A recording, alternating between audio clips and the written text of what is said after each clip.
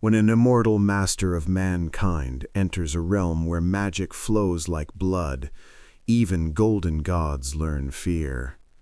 Ancient forests whisper secrets his psychic powers cannot translate, while rings of power beckon with familiar corruption. Here, freedom matters more than salvation, and his crushing certainty wavers for the first time in millennia.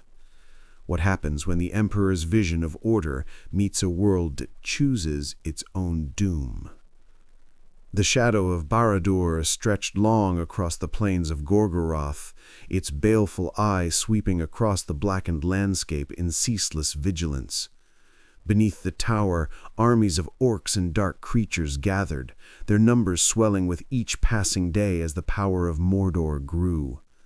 The War of the Ring had reached its zenith, the fate of all Middle-earth hanging by the thinnest of threads. It was in this moment, when all hope seemed to falter, that reality itself tore open.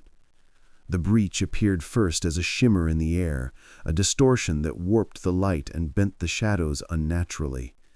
The orcs nearest to the phenomenon backed away, their crude weapons raised in primitive alarm. The tear widened, bleeding golden light that seared the eyes of those who dared look upon it. From within this radiance stepped a figure of such overwhelming presence that even the most bestial creatures of Mordor fell to their knees. He stood taller than any man, clad in auric armor that caught and reflected the light of a sun that never shone in these cursed lands. His face was terrible in its beauty, a visage that spoke of ages witnessed and wisdom beyond mortal comprehension. This was no elf lord, no wizard of ancient lineage. This was something else entirely, something older, something more powerful. The Emperor of mankind had arrived in Middle-earth. His psychic presence rolled outward like a tidal wave, a crushing pressure that flattened the weak-minded orcs and sent the Nazgûl shrieking into the distance. The eye of Sauron swiveled instantly, its burning gaze fixing upon this new power that had manifested within its domain. The Dark Lord sensed both threat and opportunity in equal measure. Here was a being of immense power, perhaps even a rival to his own. The Emperor stood motionless, his superhuman mind absorbing and analyzing the alien world he found himself in. His last memory had been of terror, of the Golden Throne, of the endless struggle against the encroaching darkness. How he had come to this place he did not yet understand, but already he could feel the corrupting presence that ruled here, a malevolence that, while different from the ruinous powers, carried the same taint of disorder and destruction. His psychic senses extended outward, mapping the continent in his mind, reading the currents of power that flowed through this strange reality. There were bastions of resistance against the darkness, cities of men, forests where ancient powers still dwelt, mountain halls of shorter, sturdy beings with hearts of stone and fire. And there was a small point of power moving steadily toward the heart of the enemy territory. A trinket of immense significance, a weapon perhaps, or a key to victory. The Emperor turned his gaze toward the northwest, where the greatest concentration of uncorrupted human souls resided. If he was to understand this world, if he was to combat this darkness, he would need allies. He would need an army. He would need to unify the disparate peoples under a single banner. The thought was familiar to him. This was not so different from his great crusade after all. With a thought, the Emperor rose from the ground, his massive form wreathed in golden light as he soared over the desolation of Mordor. Below him, the armies of the Dark Lord gathered in confusion, their primitive minds unable to comprehend what they had witnessed.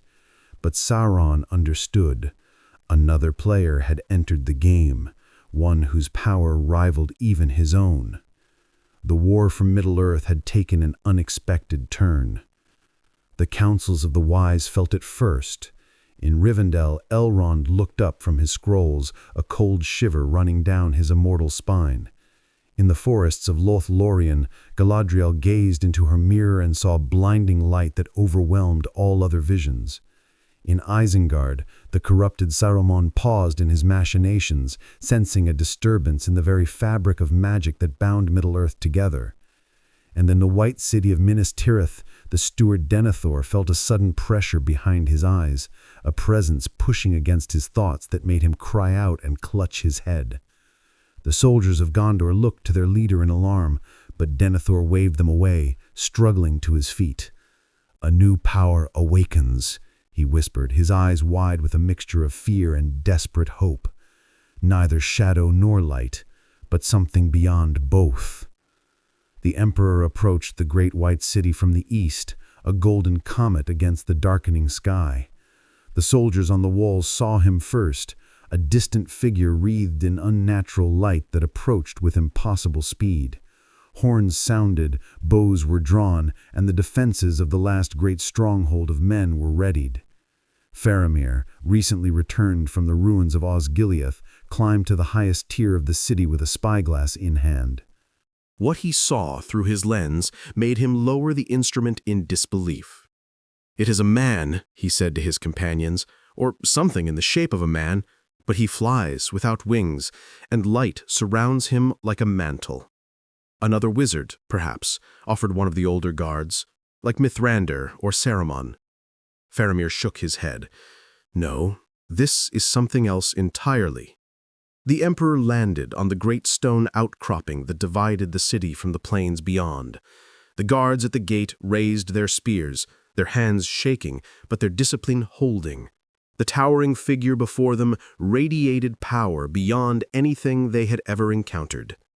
He stood at least 9 feet tall, his golden armor adorned with aquilus and lightning bolts of an unknown design. His face was stern yet noble, bearing the weight of millennia. "I would speak with your leader," the Emperor said, his voice resonating with authority that made the guards straighten instinctively. "I bring knowledge of your enemy and the means to defeat him." Faramir arrived at the gate, pushing through the gathering crowd of soldiers. He stepped forward, his hand resting lightly on his sword hilt, more from habit than any belief it would protect him against this being. "I am Faramir, son of Denethor, steward of Gondor. My father rules here until the return of the king. What manner of being are you, who flies without wings and speaks with such command?" The Emperor regarded the man before him. He read courage in Faramir's bearing, intelligence in his eyes, and an unwavering loyalty to his people. Such men had been the backbone of the Emperor's legions, the officers who held the line when transhuman warriors were occupied elsewhere. "I am called many things by many peoples," the Emperor replied. "Some have named me the Master of Mankind, others the Anathema to Darkness.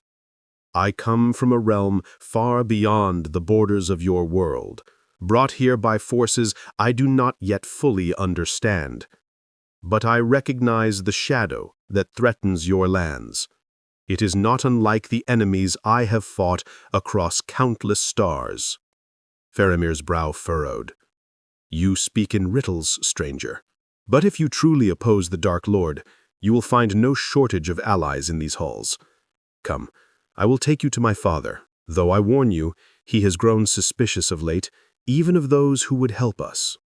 The Emperor inclined his head slightly and followed Faramir through the gates of Minas Tirith. The crowds parted before them, citizens and soldiers alike, staring in wonder and trepidation at the golden giant who walked among them. Some fell to their knees, instinctively sensing a power worthy of reverence.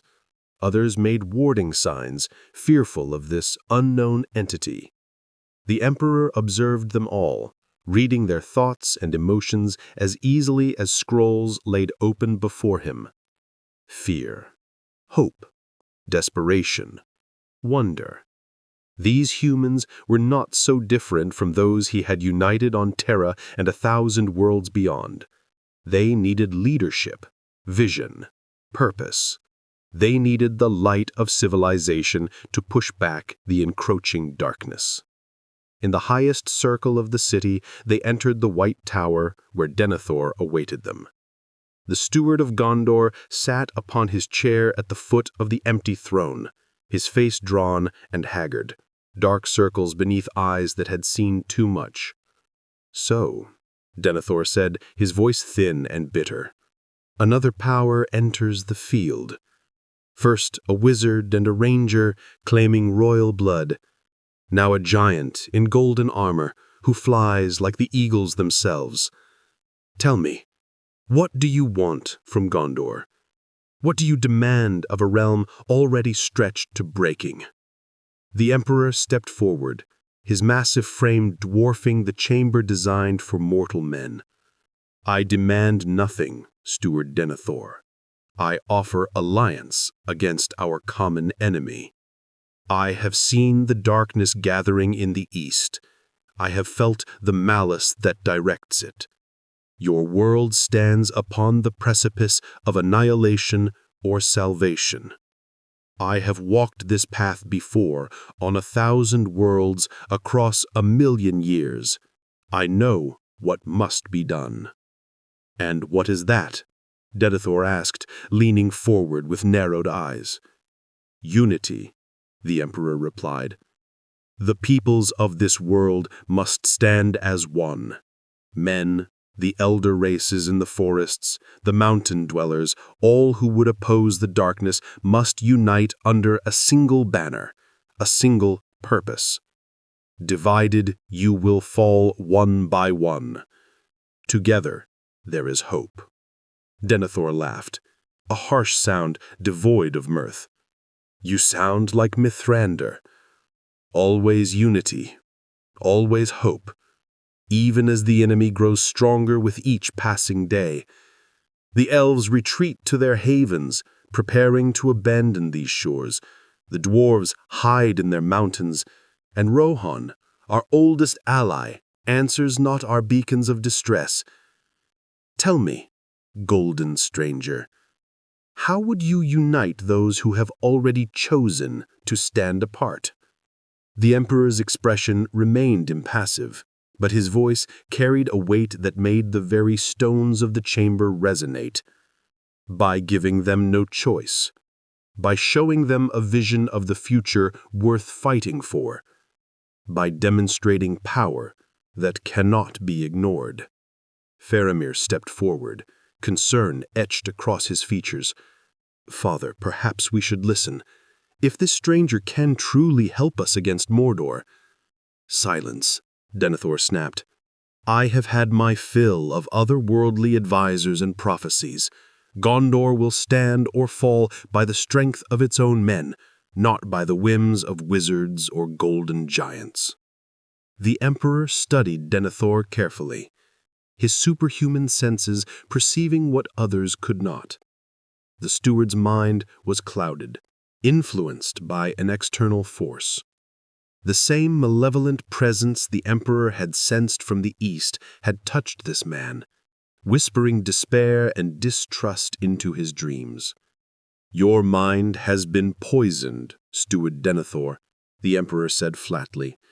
"The enemy has reached into your thoughts, planting seeds of despair to weaken your resolve." Denethor shot to his feet, rage contorting his features. "How dare you! Guards, remove this intruder from my sight." The guards hesitated, caught between their duty to obey and the overwhelming presence of the golden giant. The Emperor merely raised his hand, and a wave of psychic energy rippled through the chamber. The guards froze in place, unable to move. "I did not come here to usurp your authority, Steward Denethor, but I will neither allow pride and corruption to doom this world. You will see reason, or you will be set aside for one who can." Before Denethor could respond, a commotion arose from outside the tower. Horns blew in alarm, and the sounds of shouting carried even to the highest circle. "The enemy," Faramir said, rushing to a window. "A force from Minas Morgul approaches the river crossing, hundreds, perhaps thousands strong."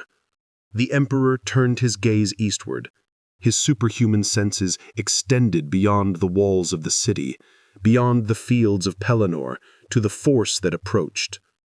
Orcs, trolls, and worse things moved beneath standards of black and red.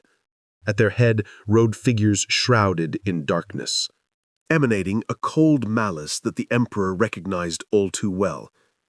Not demons precisely, but entities of similar corruption. "The enemy tests our strength," the Emperor said. "They sense my arrival and move to eliminate the threat I pose. This is fortunate. Now I can demonstrate what I offer to your people." Without waiting for permission, the Emperor strode from the chamber, his massive form forcing Denethor's guards aside. Faramir hurried after him, his shorter stride struggling to match the Emperor's pace. "What do you intend to do?" Faramir asked as they descended through the levels of the city. "I will show your people what true warfare looks like," the Emperor replied. "I will demonstrate the power that can be brought to bear against the darkness, and I will give them hope, the most potent weapon of all." At the main gate, the officers of Gondor were already organizing their defense. Troops rushed to man the walls, archers took their positions, and messengers ran back and forth with orders and reports. The Emperor walked through it all like a golden god of war, his presence causing soldiers to stop and stare despite the urgency of the moment. Faramir caught up to the captain of the gate. "How many?" he asked breathlessly. "At least 3,000, my lord," the captain replied. "Orcs mostly, but trolls as well, and some of the larger Haradrim beasts. And the Black Riders lead them, 3 at least, that our scouts have seen." The Emperor stepped to the battlements, gazing out across the Pelennor fields toward the river Anduin. The enemy force had crossed the ruined bridges of Osgiliath and now marched toward Minas Tirith, a dark tide flowing across the green fields. "Open the gates," the Emperor commanded. The captain looked at him in shock.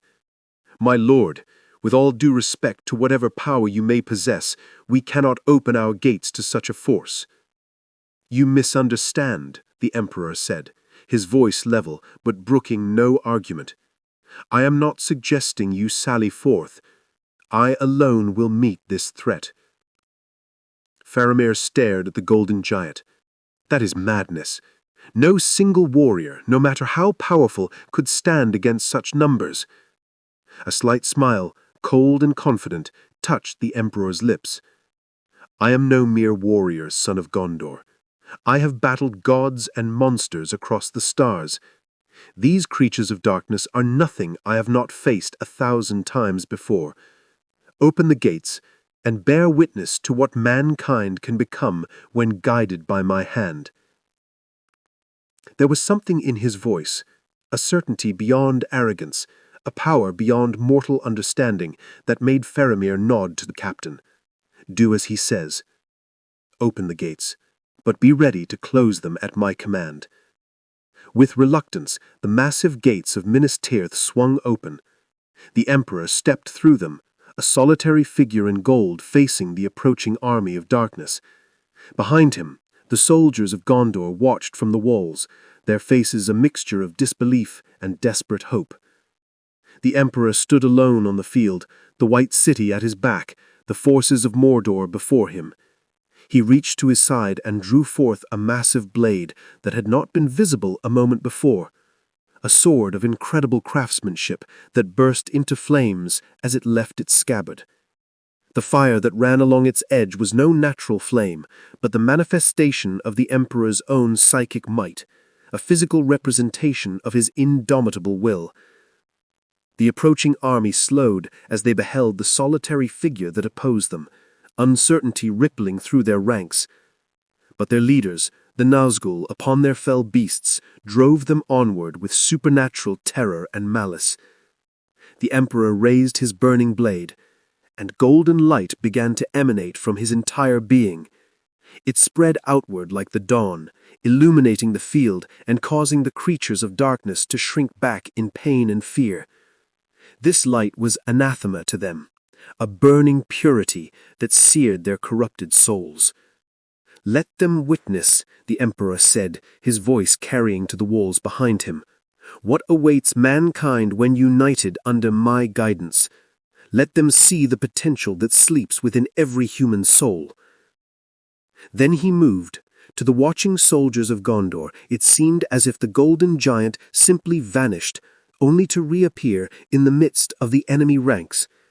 His flaming sword carved through the orcs like a farmer's scythe through wheat, each swing leaving a trail of burning corpses in its wake.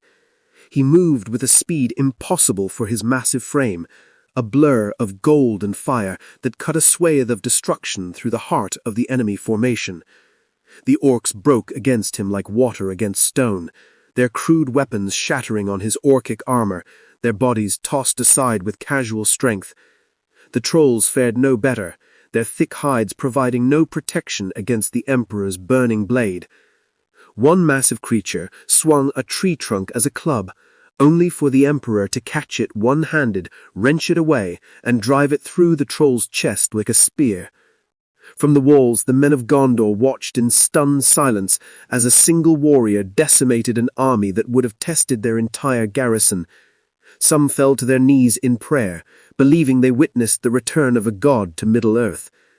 Others cheered with each swing of that burning blade, each fall of an enemy warrior. The Nazgul shrieked in fury and descended upon the Emperor, their fell beasts diving with talons extended. These were no mere orcs or trolls, but entities of ancient power bound to the will of Sauron himself. If anything could challenge the Golden Warrior, surely it would be the most feared servants of the Dark Lord. The Emperor raised his left hand, and a bolt of pure psychic energy lashed out, striking the lead Nazgul. The black-robed figure was thrown from its mount, its inhuman shriek rising to a pitch that made the men on the walls cover their ears in pain. The remaining Nazgul circled warily, their beasts hissing and snapping at the air. One dove in from behind, seeking to take the Emperor unawares. Without looking, he thrust his burning blade backward, impaling the fell beast through its throat. The creature thrashed in its death throes, throwing its black-robed rider to the ground. The Emperor turned and advanced on the fallen Nazgul, his blade poised to strike. But the Nazgul did not flee or attack. Instead, it rose to its full height and spoke, its voice a cold hiss that somehow carried across the battlefield. "The Eye sees you, Outlander. The Dark Lord knows what you are. Your light is but a candle before the storm that approaches. Flee back to your own realm while you still can." The Emperor's response was to thrust his burning blade into the heart of the black-robed figure. Unlike a mortal weapon, the psychically charged sword affected the Nazgul as if it were physical flesh. The Nazgul let out a terrible cry, its form seeming to collapse in on itself, leaving only empty robes that fell to the blood-soaked grass. The remaining enemies broke and fled, their courage shattered by the destruction of one of the 9. The Emperor stood amid the carnage he had created, his golden armor untouched by the black blood that soaked the ground around him. He raised his burning blade high, a beacon of victory visible to all who watched from the walls. Then he turned and walked back toward the gates of Minas Tirith, as calmly as if returning from a morning stroll. The gates swung open to receive him, and the soldiers parted before him, many bowing their heads in reverence or saluting with their retort, fists pressed to their hearts. Faramir met him just inside the gate, his face pale with shock and awe. "What manner of being are you?" he whispered. "No man could do what I just witnessed."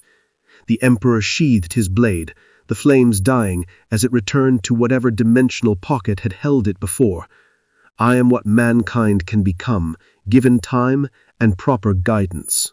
What you witnessed was not magic or divine intervention, but the potential that sleeps within human blood, awakened and honed through millennia of purpose. Faramir shook his head, struggling to comprehend. "The men are calling you a god, returned to Middle-earth. They say you are Tulkar's co-again, or Main in physical form." "I am no god," the Emperor replied, his voice hardening, But neither am I merely a man as you understand the term. I have lived for thousands of your lifetimes, guiding humanity toward its rightful destiny among the stars. Now I find myself in your world, facing an enemy not unlike those I have battled before. If your people wish to call me divine, I will not correct them. Faith can be a powerful weapon when properly directed. The words troubled Faramir, though he could not articulate why. There was an edge to them, a calculation that seemed at odds with the golden light and heroic salvation they had just witnessed. "My father will want to speak with you again," Faramir said. "After what you have demonstrated, he cannot ignore your counsel." "Indeed," the Emperor agreed. "There is much to discuss. The enemy I destroyed today was but a fraction of the forces arrayed against your people. To defeat the darkness, we will need every warrior, every resource, every advantage we can muster. Your father must understand that survival depends on unity, on following a single vision, a single will." As they ascended through the levels of the city, word of the Emperor's victory spread like wildfire. Citizens lined the streets, throwing flowers before his feet, reaching out to touch his golden armor as if it were a holy relic. Guards struggled to keep the crowds at bay as the giant warrior and Faramir made their way toward the White Tower. Denethor awaited them in the throne room, his expression unreadable. Reports of the battle had already reached him, carried by wide-eyed messengers who could scarcely believe what they had witnessed. The steward of Gondor had spent the intervening time in deep thought, weighing his options and the future of his realm. "It seems I owe you my gratitude, stranger," Denethor said as the Emperor entered, his massive frame dominating the chamber. "My men report that you single-handedly destroyed a force that would have tested our entire garrison." "It was a minor skirmish," the Emperor replied dismissively. "A probing attack meant to test our defenses and perhaps to assess my capabilities. The true test is yet to come." Denethor's eyes narrowed. "And what would you have Gondor do to prepare for this test? You spoke of unity, of all peoples standing as one. A noble sentiment, but one that has proven difficult to achieve in practice." "Send emissaries to Rohan," the Emperor said. "Not pleas for aid, but declarations of a new alliance. Send word to the Elven realms and the Dwarf kingdoms that a power has risen to challenge the darkness, one that offers protection in exchange for allegiance. All must contribute to the war effort according to their abilities." "You speak of vassalage, not alliance," Denethor observed. "You would have these proud peoples bend the knee to Gondor." "Not to Gondor," the Emperor corrected. "To me. I alone possess the vision and the power to unite the disparate peoples of this world against the common threat. Under my guidance, a new order can be established, one that transcends the petty divisions and ancient grudges that have kept you weak and vulnerable." Faramir looked between his father and the Golden Giant, a sense of unease growing within him. "My Lord Emperor, the free peoples of Middle-earth have their own rulers, their own customs and ways. They would not easily submit to a foreign power, no matter how benevolent." "They will submit or they will perish," the Emperor replied, his voice matter-of-fact rather than threatening. "The enemy in the east gathers strength with each passing day. He does not respect borders or sovereignty or ancient rights. He seeks only to dominate, to corrupt, to destroy. Against such an enemy, half measures and loose alliances are insufficient. Only absolute unity under a single vision can prevail." Denethor studied the Emperor's face, his own expression thoughtful. "And if we refuse this unity, if Gondor chooses to stand as it always has, proud and independent?" The Emperor's gaze was steady, revealing nothing. "Then you will stand alone against the darkness, and you will fall. And when you fall, the other realms will follow one by one. The shadow will cover all lands, and the age of men will end not with a glorious last stand, but with whimpers in the dark, as the last of your kind are hunted down like animals." The chamber fell silent. the Emperor's words hanging in the air like a physical weight. Denethor gripped the arms of his chair, his knuckles white with tension. You offer protection with one hand and threaten doom with the other, a curious form of alliance. I offer truth, the Emperor countered. The path before you is clear, Steward of Gondor. Unite under my banner and survive, or cling to your pride and perish.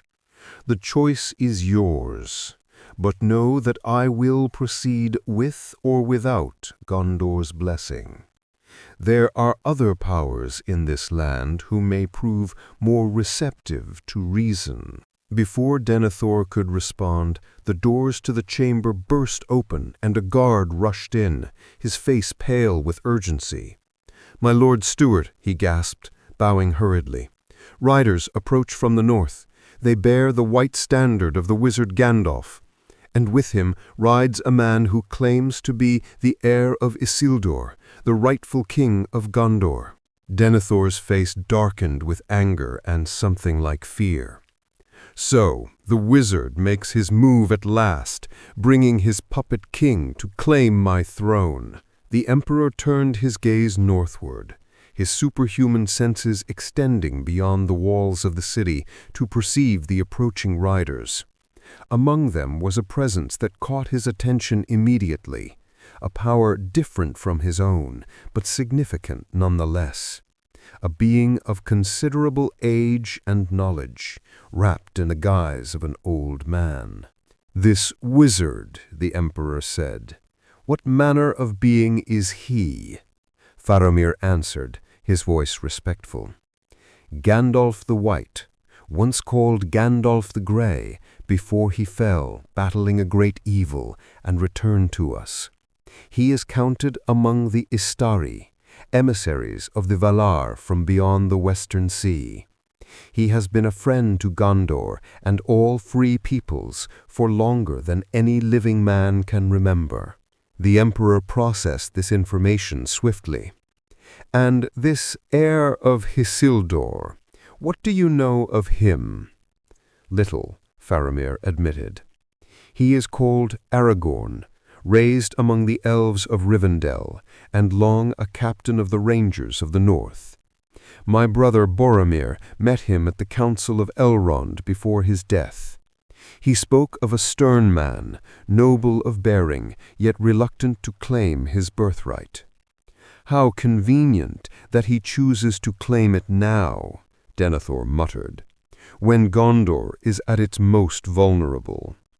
I would meet this wizard and this would-be king," the Emperor declared. "Their arrival is fortuitous.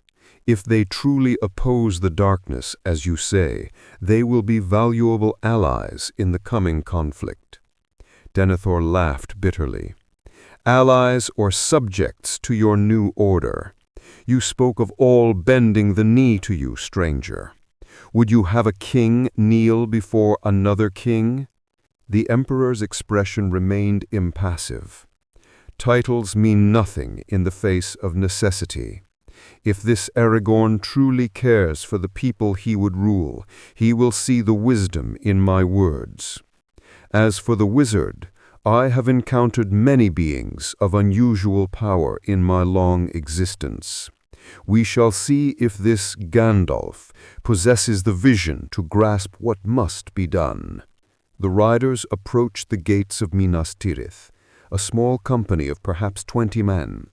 At their head rode an old man in robes of white upon a great silver-white horse, and beside him a tall, dark-haired man whose bearing marked him as a leader of men. Behind them came a small group of diverse companions, smaller folk unlike any the Emperor had seen before. An elf with golden hair, a dwarf with a red beard, and several men who appeared to be soldiers or rangers. Word of the Emperor's victory against the forces of Mordor had spread throughout the city, and crowds gathered to catch a glimpse of both the golden giant who had single-handedly destroyed an army, and the returning wizard who brought with him a king of legend. The mood was one of cautious hope, a spark of possibility in dark times. Denethor ordered that the newcomers be brought directly to the throne room, though his expression made it clear he was not pleased by their arrival. Guards escorted Gandalf, Aragorn, and their closest companions through the 7 levels of the city to the White Tower, where Denethor, Faramir, and the Emperor awaited them. The doors swung open, and Gandalf the White entered first, leaning lightly upon his staff. His ancient eyes swept the chamber, taking in Denethor upon his steward's chair and Faramir standing to one side. Then his gaze fell upon the Emperor, and he stopped in mid-stride, his expression changing from diplomatic neutrality to shock and then to weariness. Behind him, Aragorn and the others entered, and they too stared in surprise at the golden-armored giant who stood to one side of the throne. The tension in the room was palpable, a sense of powers meeting and assessing one another like storm fronts colliding. Mithrandir, Denethor said, using the elven name for Gandalf with barely concealed contempt. You arrive at Lidday, an interesting time. Gondor has found a new champion, one whose power exceeds even your own, it seems. Gandalf's eyes never left the Emperor as he replied, Indeed, I felt his arrival from many leagues distant, a disturbance in the very fabric of this world. He stepped forward, his staff lightly tapping on the stone floor. What manner of being are you, who burn so brightly in both the physical and unseen realms? The Emperor regarded the wizard with analytical interest. This was no mere human with learned skills, but something other, a being of considerable power, housed in mortal form. I have been called many names across the stars, the Emperor replied. The Master of Mankind, the Anathema, the Omnicia. In my realm I guided humanity through the darkness towards its rightful destiny. Now I find myself in your world, facing a shadow not unlike those I have battled before. Gandalf's expression grew troubled. Across the stars, you say. You are not of Arda, not of this world at all? That is correct, the Emperor confirmed. Though the principles of battle against corruption and chaos remain the same in any reality. Your enemy in the East seeks domination through terror and destruction. He would remake this world in his image, a realm of slavery and darkness. The Emperor's tactical insights paired with the knowledge of our own captains who understand the terrain and our forces' capabilities. The Emperor inclined his head slightly. A reasonable compromise for now. Time is of the essence. How soon can your forces be marshaled for this diversion at the Black Gate? 2 days, perhaps 3, Aragorn answered. Ravens must be sent to Rohan to bring their riders, and our own troops must be prepared. Even then we will number fewer than 10,000 against an enemy who can field 10 times that number. Numbers alone do not determine victory, the Emperor stated. I have won battles against odds far worse with proper application of force and strategic insight. Begin your preparations. I will require detailed information on your forces, their equipment, training, and capabilities. I must also know more about these rings of power and the nature of your enemy's strength. Knowledge is as much a weapon as any sword or spear.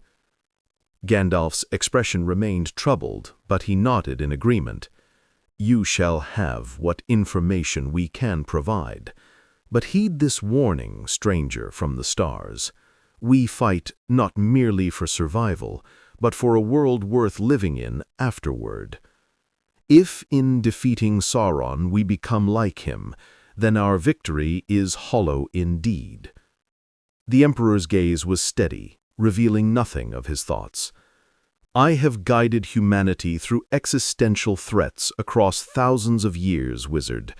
I understand the balance between necessary action and wanton destruction better than you can imagine. When the shadow is defeated, we can debate philosophy at leisure. Until then, every moment spent in discussion is a moment granted to the enemy. With that, the audience was effectively ended. Servants were summoned to show Gandalf, Aragorn, and their companions to quarters befitting their station. The Emperor requested a large chamber where maps could be laid out and plans formulated, along with access to any historical records regarding previous conflicts with the forces of Mordor. As the others filed out, Gandalf lingered behind, waiting until only he and the Emperor remained in the throne room. The two beings regarded each other, powers ancient and vast, assessing one another with cautious respect. "You are not what you appear to be, wizard," the Emperor said at last. "The form you wear is a shell, a vessel for something greater." Gandalf inclined his head slightly. "As is yours, though of a different making. I am a Maia, a servant of the Valar who shaped this world at the command of Eru Ivatar, the one in the west. Beyond the circles of this world, I was known as Olaren. I was sent here to guide and counsel, not to dominate or rule." "A self-imposed limitation," the Emperor observed.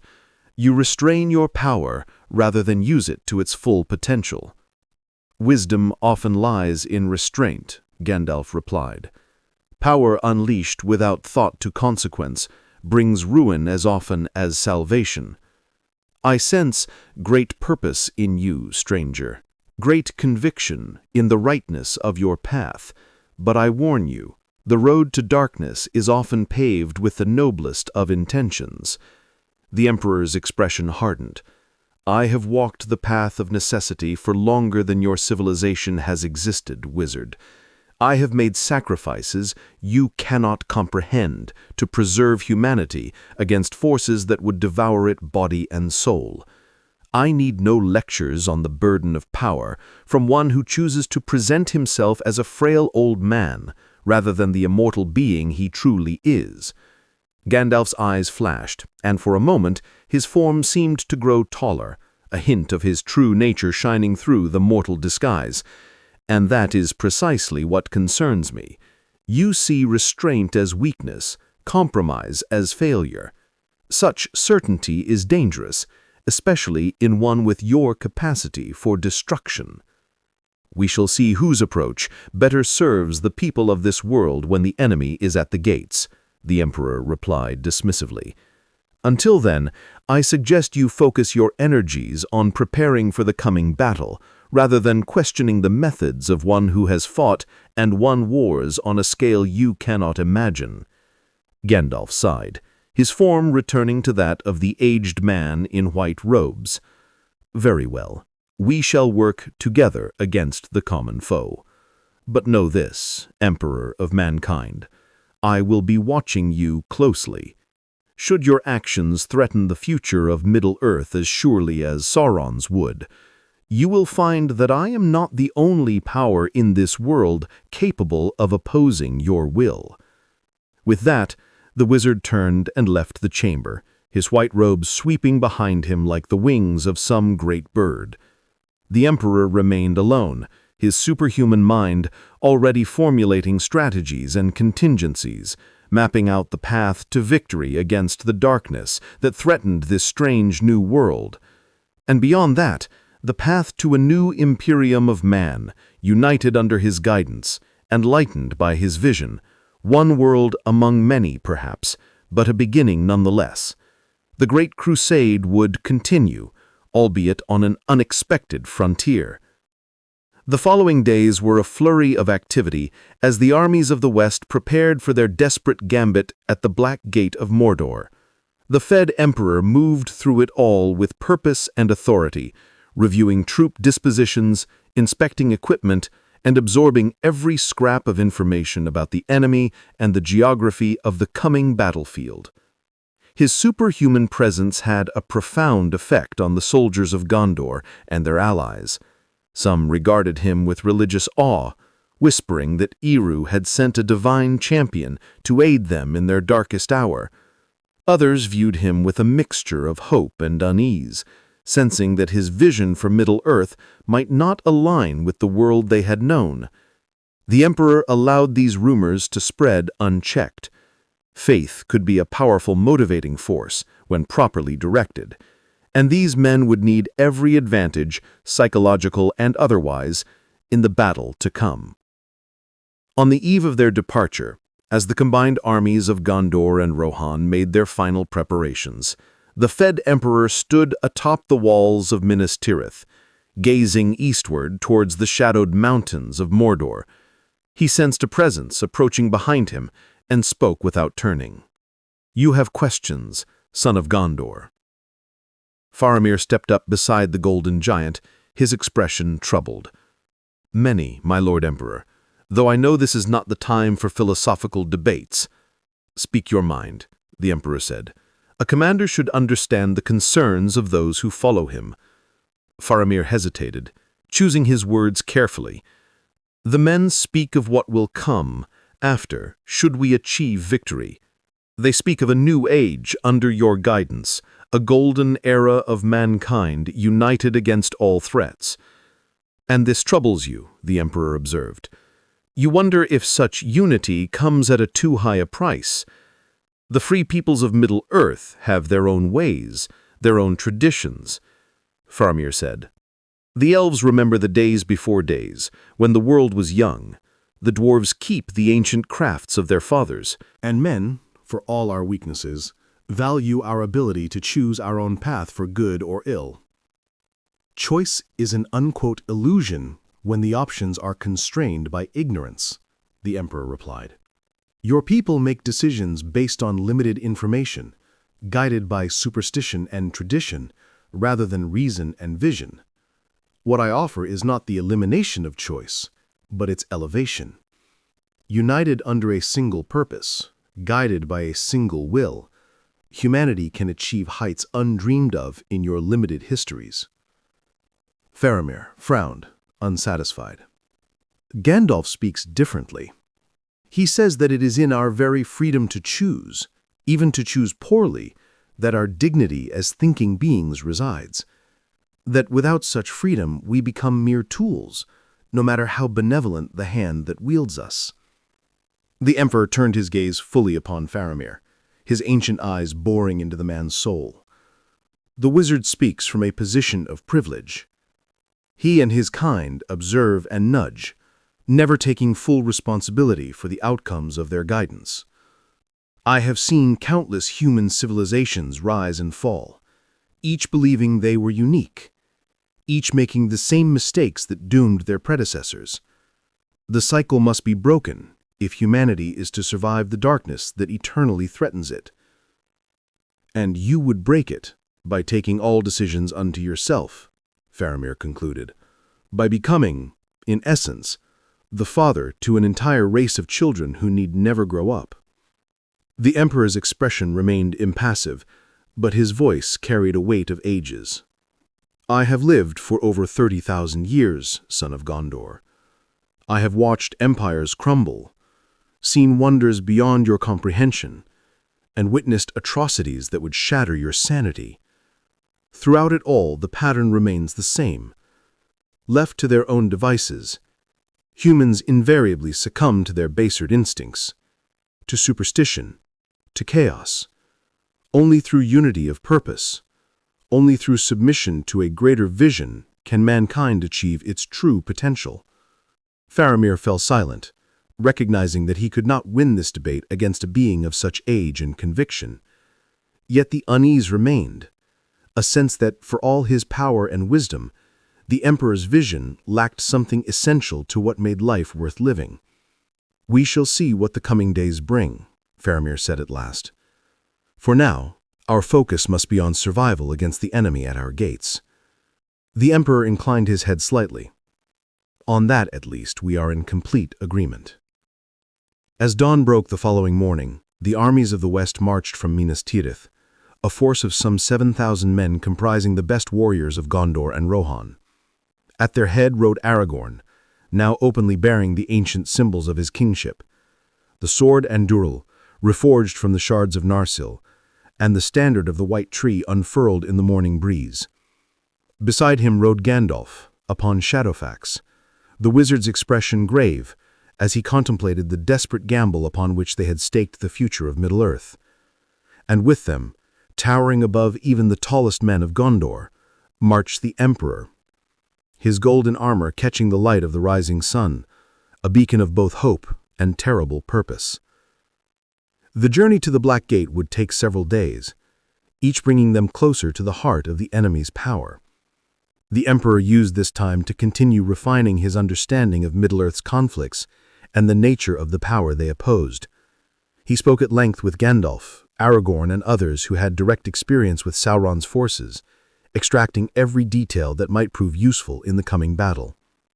On the night before they would reach the Black Gate, the Emperor sat alone outside the camp, his superhuman mind simultaneously processing the information he had gathered and reaching out with his psychic senses to probe the defenses that awaited them. What he detected troubled him. The enemy's forces were vast, far beyond what he even anticipated.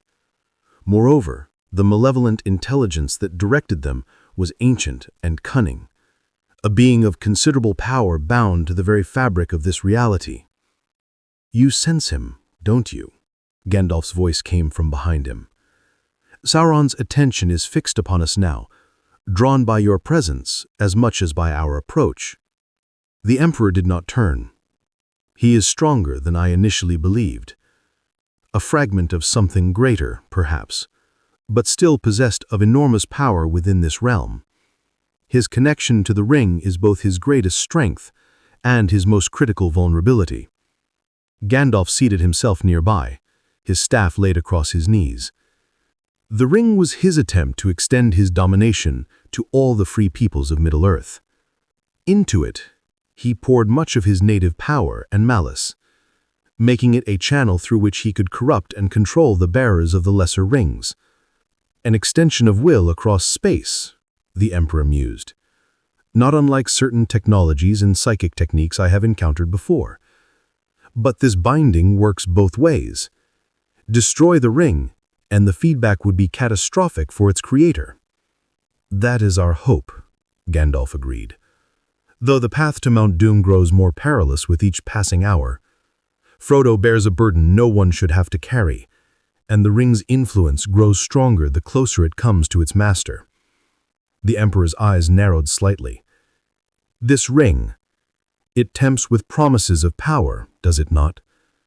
It offers the bearer the strength to accomplish their deepest desires." Gandalf's gaze sharpened. "It does. And it has corrupted many who thought themselves strong enough to resist its influence. Even I dare not touch it for fear of what I might become with such power at my disposal." "Another self-imposed limitation," the Emperor observed. "You fear what you might do if your power were unleashed, unrestrained by the boundaries you have accepted." "With good reason," Gandalf replied gravely. "The road to darkness is paved with noble intentions. Those who seek power, even for the most altruistic reasons, are the most vulnerable to corruption." The Emperor turned to face the wizard directly. "You speak of corruption as if it were inevitable, as if power itself were inherently corrupting. This is the philosophy of the weak, of those who fear their own potential and so never achieve it." "And you believe yourself immune to such corruption?" Gandalf asked, his voice soft but challenging. "In your world, in your great empire among the stars, did you never face the consequences of your own certainty? Did you never wonder if the price of your vision was too high?" For a moment, something like doubt flickered across the Emperor's perfect features, a shadow of memory or regret, quickly suppressed. "I have made difficult choices throughout my long existence, choices that others, lacking my perspective, might consider harsh or even cruel. But each was necessary. Each served the greater purpose of humanity's survival and advancement. And those who disagreed? Those who valued freedom over security, individuality over conformity, What became of them in your perfect empire?" The emperor's expression hardened. They were given the opportunity to understand the necessity of unity. Those who could not, or would not adapt, became obstacles to be removed for the good of all humanity. Gandalf sighed deeply. "Then we have identified the fundamental difference in our perspectives. Emperor of the mankind, you believe that the end justifies any means, that your vision of the future is so perfect, so necessary, that no price is too high to achieve it. I believe that how we achieve our goals matters as much as the goals themselves, that there are some lines that should never be crossed, no matter the stakes. A luxury of those who have never faced extinction," the emperor replied dismissively. "When the very survival of your species hangs in the balance, such philosophical distinctions become meaningless." "Perhaps," Gandalf conceded. "Or perhaps they become more important than ever." Perhaps it is in our darkest moments, when temptation is greatest, that we must hold most firmly to our principles, lest in defeating the enemy, we become the very thing we fought against. The Emperor rose to his feet, towering over the seated wizard. "We shall see whose approach better serves the people of Middle-earth when the battle is joined tomorrow. For now, I suggest you rest and prepare. The enemy will show no mercy, and neither can we if we wish to prevail." With that, the Emperor strode away back toward the camp, where the armies of the West slept uneasily under the shadow of Mordor. Gandalf remained seated, his ancient eyes following the golden giant with a mixture of respect and profound concern. Dawn broke blood-red over the barren plains before the Black Gate of Mordor, as if the sun itself were wounded by the malice that emanated from that dark land. The armies of the West approached in formation, their banner snapping in the hot, dry wind that blew from the east. At their head rode Aragorn, Gandalf, and the princes and captains of Gondor and Rohan, and with them marched the Emperor, his golden armor a defiant blaze of light against the gathering darkness. The Black Gate stood closed and silent, a massive barrier of iron and stone, set between two towering promontories of rock.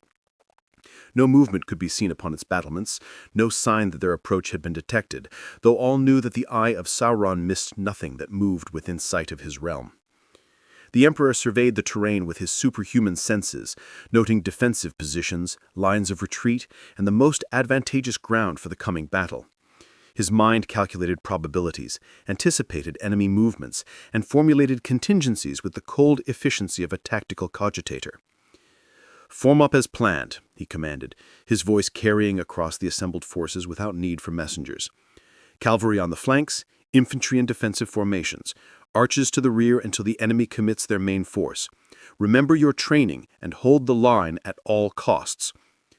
The soldiers obeyed with the precision born of generations of warfare, their movements crisp despite the fear that gripped many hearts. They had been drilled relentlessly during the march, the Emperor imparting centuries of tactical knowledge to their officers, who in turn had passed it down to the ranks. They were as ready as mortal men could be for what was to come. Aragorn rode forward, accompanied by Gandalf, Legolas, Gimli, and a small honor guard bearing the standard of Gondor. They approached to within shouting distance of the massive gate and halted. "Let the Lord of the Blackland come forth," Aragorn called out, his voice strong and commanding. "Let justice be done upon him for his treachery and malice." Silence answered him, a heavy stillness that pressed upon the senses like a physical weight. Then slowly the enormous gates began to creak open, just wide enough to allow a single rider to emerge. It was no orc or common servant of the Dark Lord, but a tall figure robed in black, mounted upon a horse as dark as midnight. A great helm covered his head, allowing only his mouth to be seen, which was red and cruel. "I am the mouth of Sauron," the figure proclaimed, his voice somehow both servile and mocking. "Is there anyone in this rabble with authority to treat with me?" "We do not come to treat with Sauron, faithless and accursed," Gandalf replied firmly. "Tell your master this. The armies of Mordor must disband. He is to depart these lands, never to return." The mouth of Sauron laughed, a hollow sound like stones grinding together. "Old greybeard, have you taken leave of your wits? These are the terms of my master. I have a counteroffer." He reached into his robes and produced a small shirt of mithril mail, gleaming even in the dim light. This was worn by your spy, the halfling, who crept into our lands. Know that he suffered greatly at the hands of his host before the end. The same fate awaits you all, unless you accept my master's generous offer." The Emperor stepped forward then, moving past Aragorn and Gandalf to stand directly before the emissary. His towering form dwarfed both the rider and his mount, golden light emanating from his armor and palpable waves. "You lie," the Emperor stated flatly, his psychic senses detecting his deception instantly. "The bearer of this token lives still, as does your master's greatest fear. Return to your Dark Lord and tell him this. A power has come to Middle-earth that he cannot comprehend. His doom approaches from within and without. His realm will fall, his works will be unmade, and his name will be forgotten by all save scholars of failure." The mouth of Sauron recoiled, his horse rearing in terror at the psychic force behind the Emperor's words. "What manner of man are you?" he hissed, his mocking tone replaced by genuine fear. "I am what awaits your kind when darkness fails," the Emperor replied, his voice resonating with power that made the very air vibrate. "Return to your master. Tell him his time ends today." With a snarl of hatred, the mouth of Sauron wheeled his horse around and galloped back through the opening in the Black Gate. As soon as he passed through, a horn sounded, deep and menacing, echoing off the surrounding mountains. The gate swung wide, and from within poured the armies of Mordor, a dark tide of orcs, trolls, and men from the east and south who had pledged themselves to Sauron's service. They came in their thousands, then tens of thousands, spreading out across the plain before the gate in numbers that dwarfed the forces of the west. "It's a trap," Aragorn said grimly, turning his horse back toward their lines. "Of course it is," the Emperor replied calmly, "but one that works in our favor, so long as those ring-bearers of yours complete their task. The more of the enemy's forces engaged here, the fewer remain to detect them." As they rejoined the main body of their army, the Emperor raised his voice, addressing the soldiers who now stared in growing horror at the vast host arrayed against them. "Men of the West, you face the gathered might of darkness, creatures that would see your homes burned, your families enslaved, your very future erased from memory. They come in numbers meant to break your spirit before battle is even joined." The Emperor drew his massive blade, which ignited with golden fire as before. The supernatural flames seemed to grow in intensity as he continued speaking. "But they have made a fatal error. They believe that victory lies in numbers alone, in brute strength without vision or purpose. They are wrong. Victory belongs to those who fight with clarity of purpose, with unity of will, with absolute conviction in the rightness of their cause." His voice took on a resonant quality, each word striking the hearts of those who heard it with the force of physical blows. Some soldiers later swore they could actually see the Emperor's words as pulses of golden light flowing into their bodies, filling them with unnatural courage and strength. "I have led armies against odds far worse than these and emerged triumphant. Today, you will do the same. Today, you fight not just for your own lives or the lives of your loved ones, but for the very soul of this world. Stand fast. Hold the line. Show these creatures of darkness what the united will of mankind can achieve." A roar went up from the assembled forces, a battle cry born not of desperate bravery, but of genuine conviction. The Emperor's words had worked a kind of magic upon them, but it was not sorcery as Middle-earth understood it, but the applied psychic power of a being evolved far beyond human potential. The armies of Mordor advanced across the plain, their crude weapons raised, their guttural war cries filling the air with promises of pain and death. The Emperor took his position at the center of the line, Aragorn to his right, Gandalf to his left. Behind them stood the soldiers of Gondor and Rohan, mortal men about to face the full might of the Dark Lord. "Remember the plan," the Emperor said to those nearby. "Defensive formations until they commit fully, then the counter-thrust to split their center. Every moment we hold them here is another chance for your ring-bearers to succeed." The enemy host came on like a black wave, their front ranks breaking into a run as they neared the forces of the west. The Emperor raised his burning blade high, a beacon of defiance against the darkness. "For humanity!" he roared, and the battle was joined. The clash of armies echoed across the desolate plain like the breaking of some enormous machine. The forces of Mordor slammed into the defensive formations of the West with crushing force, only to find that the expected collapse did not come. Instead, they met a disciplined resistance. Soldiers moving in coordinated patterns that the Emperor had drilled into them during the march. Shield walls held against the initial onslaught, spears thrusting in unison to impale the first wave of attackers. Archers fired in coordinated volleys rather than individually, maximizing the impact of their limited ammunition. Even the cavalry, traditionally used for shock charges, operated according to the Emperor's precise instructions, harassing the enemy flanks before withdrawing to reform and strike again. But it was in the center, where the Emperor himself stood, that the true disparity in power became evident. His burning blade carved through the enemy ranks like a harvester through wheat, each swing dispatching multiple foes. Orcs that came within his reach simply ceased to exist, their crude armor and flesh no obstacle to a weapon forged with technologies and psychic arts beyond the comprehension of Middle-earth's greatest craftsmen. Trolls that would have required a coordinated effort from multiple warriors to bring down fell to single blows from the Emperor's hand. A massive Uruk-hai, bred specifically for war and clad in plates of black iron, charged directly at the Golden Giant, its club raised high. The Emperor met the charge head-on, his burning blade sweeping upward to bisect both weapon and wielder in a single stroke. Beside him fought Aragorn, his reforged blade Anduro glowing with a cold blue fire of its own as it glowed through enemy armor and flesh.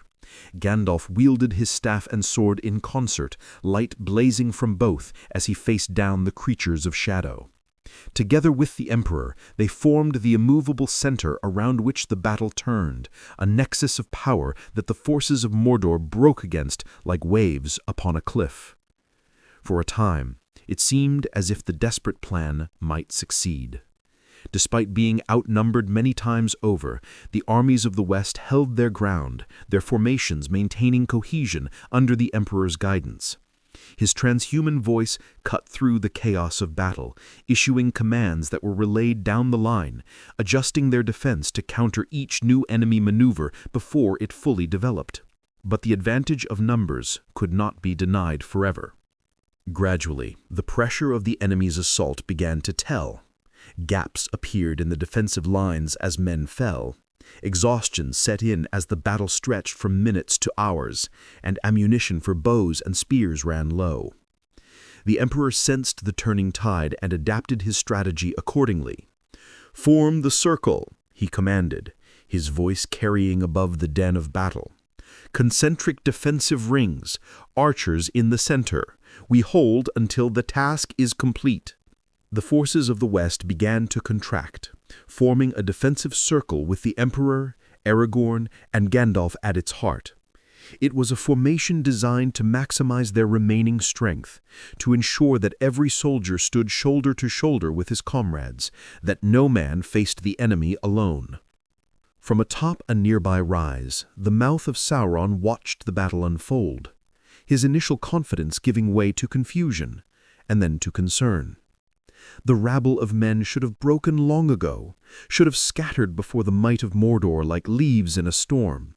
Instead, they fought with a discipline and coordination he had never witnessed before, as if guided by a single mind that anticipated every move his master's forces made. And at the center of it all stood that Golden Giant, that being of power who had spoken with such certainty of his master's doom. Who was he? What was he? Not a man, certainly not a wizard of the known orders, not an elf lord of ancient days. Something else entirely, something that did not belong in Middle-earth. The mouth of Sauron turned to a Nazgul that hovered nearby atop its fell beast, its black robes rippling in the hot wind of Mordor. "The master must be informed. This is no ordinary battle. That being in gold, he is no ally they have called before. His power rivals that of the Maiar themselves." The Nazgul hissed in acknowledgement and took the air, its fell beast's wings beating heavily as it soared back toward Barad-dûr to bring word to its master. The mouth of Sauron returned his attention to the battle below, his hidden eyes fixed upon the golden figure that cut through his master's forces with such terrible efficiency. On the battlefield, the Emperor fought with the cold precision of a being who had mastered warfare across millennia. Each movement was economical, each blow delivered with exactly the force required, neither more nor less. Yet for all his superhuman skill, even he could not be everywhere at once. The circle of defenders contracted further as casualties mounted, the perimeter shrinking as men fell and were not replaced. "We cannot hold much longer," Aragorn said grimly, parrying a crude orcish blade before riposting through its wielder's throat. "The men are exhausted, and still they come." "We hold as long as necessary," the Emperor replied, his burning blade cleaving through 3 orcs with a single swing. "Every moment bought with our blood is a moment for your ring-bearers to succeed." Even as he spoke, a tremor ran through the ground beneath their feet, a subtle vibration that grew in intensity with each passing second. The Emperor's superhuman senses detected it first, followed by Gandalf, whose ancient eyes widened in realization. "It has begun," the wizard said, a note of desperate hope in his voice. "Frodo must have reached the cracks of doom." The tremors increased, the very earth seeming to protest what was occurring in the heart of Mount Doom. The armies of Mordor faltered in their assault, confusion spreading through their ranks as the ground heaved beneath them. In the distance, beyond the Black Gate, the great tower of Barad-dûr trembled, its foundations suddenly unstable. A terrible shriek split the air, a cry of rage and despair so powerful that many on both sides fell to their knees, clutching their ears in pain. The Emperor alone seemed unaffected, his expression of analytical interest as he observed the events unfolding around them. "The ring is destroyed," Gandalf said, his voice filled with wonder and relief. "Frodo has succeeded. Sauron is undone." The Tower of Barad-dûr began to collapse, stones larger than houses falling away as the structure that had stood as the physical manifestation of Sauron's power crumbled into ruin. The great eye that had crowned it, that baleful presence which had searched ceaselessly for the One Ring, flared with unnatural brightness before imploding in upon itself, releasing a shockwave that rolled across the lands of Mordor like a physical force. The effect on the Dark Lord's armies was immediate and catastrophic. The will that had directed them, that had bound them to a common purpose, was suddenly gone. Orcs turned on each other or fled in terror. Men from the east and south threw down their weapons and ran. Trolls bellowed in confusion, lashing out at anything that moved. The ground before the Black Gate began to collapse as well, great fissures opening up to swallow thousands of the enemy host. It was as if the very land that Sauron had corrupted now rejected his influence, seeking to purge itself of his taint through self-destruction. "Fall back," the Emperor commanded, recognizing the danger instantly. "The catastrophe spreads. This ground will not hold." The armies of the West needed no further encouragement. They retreated in good order, maintaining their formation even as they withdrew from the collapsing plain before the gate. Behind them, the destruction continued, the fortress of the Muron falling into a chasm that opened beneath it, taking countless enemy soldiers with it. When they reached stable ground some distance away, they turned to witness the final moments of Sauron's defeat. The lands of Mordor were in chaos, mountains crumbling, plains splitting apart, the very air filled with ash and smoke from eruptions that tore through the corrupted earth. "It is done," Aragorn said, his voice filled with exhausted relief. "After all this time, after so many sacrifices, the Dark Lord is defeated." The Emperor watched the destruction with calculating eyes, his mind already turning to what would come next. "The immediate threat is eliminated," he agreed, "but much work remains to secure this world against future darkness." Gandalf gave him a sharp look. "The future of Middle-earth will be determined by its peoples, Emperor, not by you alone. The age of Sauron has ended. Let the age of men begin, free to choose their own path forward. Freedom without guidance is merely the opportunity to fail, the Emperor replied evenly. These people have suffered under the shadow for too long. They require leadership, vision, purpose. They have leadership, Gandalf said, gesturing to Aragorn. Here stands the heir of Ildur, the rightful king of Gondor and Arnor, a man who has proven his worth through courage, wisdom, and sacrifice. It is his vision that will guide the world of men, not yours. The Emperor turned his gaze to Aragorn, assessing the man who would be king. There was strength in him, certainly, and wisdom born of long years in the wilderness. But he was still just a man, with all the limitations that entailed. A single ruler for a single realm is insufficient, the Emperor stated. The threat of darkness comes in many forms, from many directions. Only a unified world guided by a single overarching vision can truly secure itself against future threats.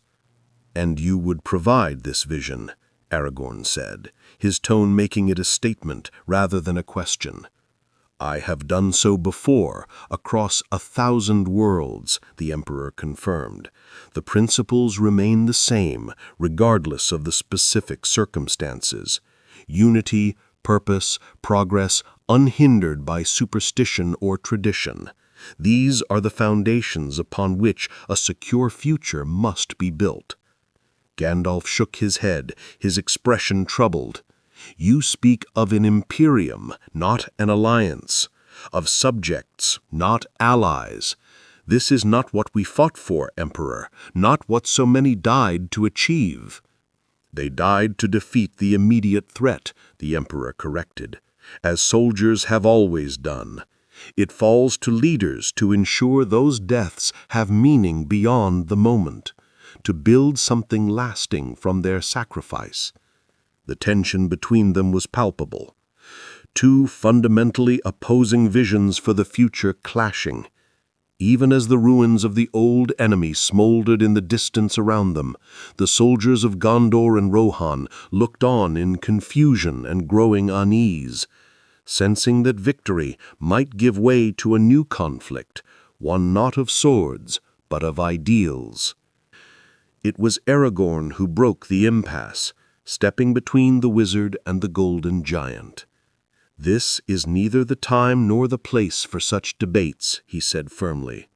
Our first concern must be for the wounded and for those who carried the ring into the heart of Mordor. If they still live, they will need our aid. The Emperor inclined his head slightly, acknowledging the practical wisdom in Aragorn's words. A reasonable prioritization. The wounded require attention, and these ring-bearers of yours have earned recognition for their service. Strategic discussions can wait until immediate needs are addressed. Eagles came then, great birds of legend, guided by Gandalf's call, their wings spanning wider than many tents. They bore news that Frodo and Sam had indeed been found alive on the slopes of Mount Doom, exhausted and injured, but alive. The eagles took Gandalf to retrieve them, while the armies of the west began the long march back to Minas Tirith, bearing their wounded and their dead. The Emperor walked among the men as they traveled, observing their interactions, their care for one another, their quiet pride in what they had accomplished. These were not the disciplined legionaries of his imperium, trained from birth for war and conditioned to obey without question. They were farmers and craftsmen, merchants and scholars who had taken up arms when called upon, fighting not for empire or ideology, but for home and family, for a way of life they valued. There was strength in that, he acknowledged privately, a different kind of strength than he had cultivated in his Space Marine legions, but potent nonetheless. Perhaps this world would require a different approach than those he had conquered before. not a great crusade of overwhelming force, but a more subtle guidance, a gradual reshaping of society toward a more enlightened future. The thought occupied him throughout the journey back to Minas Tirith, where the wounded were tended and the victory celebrated with feasts and songs. The emperor observed these festivities with analytical detachment, noting the cultural significance of particular rituals, the hierarchical structures revealed in seating arrangements, the deference shown to those perceived as heroes or leaders, all knowledge that could be useful in the day ahead. For while he had conceded the immediate point to Aragorn and Gandalf, he had not abandoned his conviction that this world, like all others, required his guidance to achieve its true potential. The methods might need adaptation to local conditions, but the goal remained the same: unity, order, progress, the elevation of humanity beyond its current limitations. The emperor's chance to implement his vision came sooner than expected. 3 days after the victory at the Black Gate, as preparations were underway for Aragorn's coronation as King of Gondor, word came of a disturbance in the city. Citizens reported strange lights in the sky, a shimmering like the one that had heralded the Emperor's arrival in Middle-earth. Gandalf sensed it first, a ripple in the fabric of reality that made his ancient spirit tremble. He found the Emperor already atop the highest tier of Minas Tirith, gazing upward at a distortion in the air that twisted the light of the stars into unnatural patterns. "Another breach," the Emperor observed calmly, "similar to the one that brought me to this reality, but not identical. The underlying principles appear consistent, however." Gandalf gripped his staff tightly, a sense of foreboding filling him. What does it mean? It means that the barriers between realities are weakening, the Emperor replied. Perhaps due to the destruction of the ring, which appears to have been bound to the fundamental forces of this world, or perhaps due to my own presence, a disruption in the natural order of things. "Can it be closed?" Aragorn asked, arriving with several guards who stared at the shimmering distortion with wide, fearful eyes. "Possibly," the Emperor said, "but that would be short-sighted. This represents an opportunity, not a threat." "An opportunity for what?" Gandalf demanded, suspicion clear in his voice. The Emperor turned to face them, his perfect features illuminated by the unearthly light from above. "An opportunity to protect this world against whatever might come through such breaches in the future. If I can pass between realities, others can as well. Some may be benevolent, others far worse than the enemy you just defeated." "And how would you protect us against such threats?" Aragorn asked, his hand resting lightly on the hilt of Andúril. "By preparing you," the Emperor answered, "by sharing knowledge and technologies that would allow the people of Middle-earth to defend themselves against extra-dimensional threats, by guiding your development along more efficient paths than the slow evolution of isolated cultures." "You speak of changing the very nature of our world," Gandalf said accusingly, "of replacing our ways with yours." "I speak of survival," the Emperor countered. "The multiverse is vast and filled with threats you cannot imagine. Isolation is no longer an option for your world, not with these breaches forming. You must adapt or perish, as countless civilizations before you have discovered." The distortion above them pulsed, expanding and contracting like the beating of some cosmic heart. Streams of energy in colors never before seen in Middle-earth cascaded downward, striking the white stone of the citadel and leaving scorch marks in complex, mathematically perfect patterns. "It grows unstable," the Emperor observed. "A decision must be made quickly.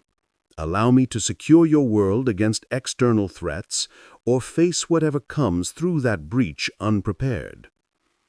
Aragorn and Gandalf exchanged glances, a silent communication passing between them. Then Aragorn stepped forward, his bearing every inch that of a king, despite not yet wearing the crown. "We defeated Sauron through courage, sacrifice, and unity," he said firmly. "If new threats come, we will face them the same way. We will not surrender our autonomy out of fear, no matter how real the danger may be." The Emperor's expression hardened. "A noble sentiment, but one born of ignorance. You cannot comprehend what exists beyond the boundaries of your reality. I have seen horrors that would break the sanity of mortal minds, entities that feed on suffering and corruption, technologies that can unmake worlds in moments." "Perhaps," Gandalf acknowledged, "but we would rather face those threats as ourselves, with our values intact, than become something unrecognizable out of fear. That is the choice of the free peoples of Middle-earth. Emperor, not subjugation disguised as salvation, but freedom with all its risks and responsibilities." For a long moment the Emperor was silent, his ancient eyes moving from Aragorn to Gandalf and back again. Then he nodded, a single decisive movement. "So be it. You have made your choice, as countless worlds before you have done. Some survived their stubborn independence. Many did not." He turned back to the shimmering breach, which had expanded to the size of a small house, its edges fluctuating wildly. "The portal becomes critical. It will collapse soon, potentially with catastrophic results for the surrounding area." "Can you stabilize it?" Aragorn asked urgently, thinking of the thousands of citizens in the levels below. "I can do better than that," the Emperor replied. "I can use it to return to my own reality, removing the disruption my presence has caused in yours. The breach should seal itself once I have passed through, returning your world to its natural state." Gandalf stepped forward, his expression guarded but respectful. "You would leave just like that? Abandon your plans for our world?" The Emperor's smile was cold and knowing. "I recognize a lost cause when I see one, wizard. This world is not ready for what I offer. Perhaps in time, after you have faced the horrors that inhabit the spaces between realities, you will wish I had stayed. But by then, it will be too late." With that, he turned and strode toward the pulsating breach, his golden armor gleaming with reflected energies from the dimensional tier. At the very edge he paused and looked back, his gaze sweeping over the assembled figures as if committing them to memory. "Remember this moment," he said, his voice carrying easily despite the growing howl of energies from the breach. "When darkness comes again, as it surely will, remember that you chose this path, that you rejected the guidance I offered, and know that across the gulf between realities, I will remember you as well. The world that preferred comfortable ignorance to difficult truths." Before anyone could respond, the Emperor stepped into the breach. There was a momentary flare of blinding light, a sound like thunder that rolled across the city, and then darkness as the dimensional tier collapsed in on itself, leaving only scorched stone and a lingering scent of ozone in its wake.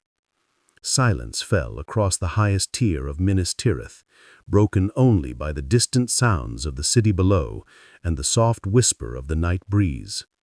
Aragorn and Gandalf stood side by side, staring at the empty space where the Emperor had vanished. "Do you think he was right?" Aragorn asked quietly. "About the threats that might come from beyond our world?" Gandalf sighed, suddenly looking every year of his ancient existence. Perhaps the universe is wider and stranger than even the Valar fully comprehend. But his solution would have destroyed everything that makes Middle-earth worth defending in the first place. Freedom to choose our own path, Aragorn mused, even if that path leads to hardship or danger. Especially then, Gandalf replied, for it is in facing adversity with our values intact that we become who we truly are, not who others would shape us to be. They turned away from the scorch marks that were the only physical evidence of the Emperor's visit to Middle-earth, walking slowly back toward the Tower of Ecthelion, where preparations for tomorrow's coronation continued. We should speak of this to no one, Aragorn decided. Let the Emperor of mankind become nothing more than I, a legend, a golden warrior who appeared in our darkest hour and vanished when his task was complete. Legends have power, Gandalf warned. Stories shape how people see the world, how they respond to challenges. What tale will be told of the Emperor, I wonder? Savior or would-be conqueror? Perhaps both, Aragorn said thoughtfully. As with many legends, the truth is more complex than simple categorization allows. He fought beside us against the darkness, but would have imposed a different kind of shadow had he remained. Gandalf nodded in agreement. A shadow gilt in gold is still a shadow. Remember that, Aragorn, when you wear the crown and face the temptations of power that come with it. I will, Aragorn promised. And should darkness come again from beyond the boundaries of our world, we will face it as we always have, together as free peoples, united by choice rather than compulsion. The two figures disappeared into the Tower of Ecthelion, leaving the night sky clear and star-filled above the White City. But those with eyes to see might have noticed a faint golden shimmer that lingered where the breach had been. A whisper of something vast and powerful that had touched their world briefly before withdrawing. For now, in the spaces between realities, the Emperor of mankind drifted, his consciousness expanding beyond the constraints of physical form as he navigated the immaterium toward his home dimension. The experience was not unfamiliar to him, though the specific pathways were new, requiring careful negotiation to avoid hostile entities and dimensional traps. As he traversed the void, he reflected on the world he had left behind. Middle-earth, a realm of potential, certainly, with humans who showed promise despite their primitive technology and reliance on superstition. Given time and proper guidance, they might have developed into a significant addition to the Imperium, a fortress world against the encroaching darkness of the multiverse. But they had chosen independence over security, freedom over order, familiar comforts over necessary evolution. Like so many worlds before them, they had rejected his vision out of fear of change, out of attachment to their limitations. It was disappointing, but not surprising. The Emperor had seen this pattern repeat itself across thousands of years and hundreds of worlds. Some civilizations were simply not ready to ascend, to embrace the difficult truths of existence in a hostile multiverse. They clung to their illusions of autonomy until reality shattered those illusions, usually fatally. Middle-earth would learn eventually. The breaches would continue, would perhaps become more frequent now that the ring's stabilizing influence, negative though it was, had been removed. And what would come through those breaches? Perhaps nothing. Perhaps horrors beyond their comprehension. The thought brought no satisfaction to the Emperor, merely a cold certainty that he had offered them their best chance at survival, and they had declined. Whatever followed was the natural consequence of their choice, not his responsibility.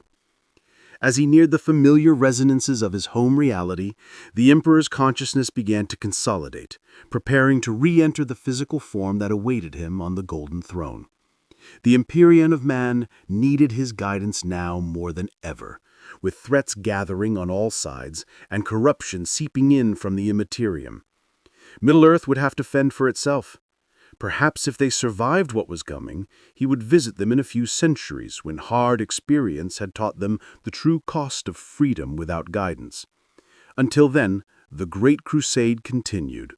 There were always more worlds to bring into the light, more of humanity's scattered children to unite under the Aquila's wings. The setback on Middle-earth was just that, a temporary delay in the inevitable expansion of the Imperium across all realities where humans dwelled.